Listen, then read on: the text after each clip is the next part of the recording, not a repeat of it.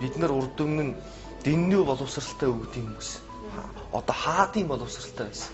Одоо бол бид нар боолын боловсралтай болоод одоо 90 жил болж байгаа юм болоо гэж боддог.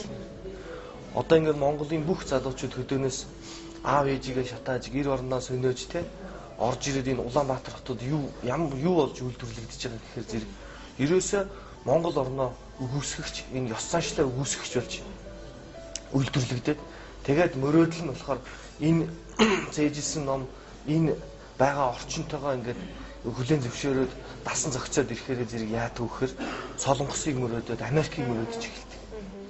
Тэгээ Америк руу мэдээж өдрийн од шиг явна. А Солонгос руу явж байгаа нь бол тэнд очиж боол болдог. Тэгэхээр Монголын өнөөдрийн боловсролын систем бол боолуудыг бэлдэж байна. Хаан заяатай хүмүүс биш. Тэгэхээр бол энэ сургууль төлбөрөө хураалгаад байгаа тий 10-12 мянган одоо оюутантай сургууль дээд сургууль байна шүү дээ. Энэ чинь дунджаар сая 400 мянган төгрөг хурааж авлаа гэж бодох чинь энэ чинь 12-3 тэрбум төгрөг хурааж авчих шүү дээ.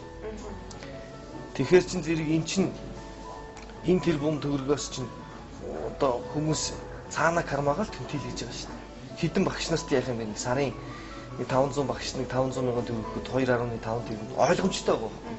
Тэгээ ингэж тархиа угаалгаж одоо өнөөгийн цагт хадгаламж зээлийн оршоо болчихсон байгаа тий. Өнөөдрийн энэ үнэхээр энэ дээд боловсрал өгч байгаа гэж яригадаад байгаа энэ хадгаламж дээд сургууль нэрийн нор хадгаламж зээлийн оршоо ажилуулж байгаа төмний хүүхдийг авчирч одоо буруу зам руу тархийг угааж тий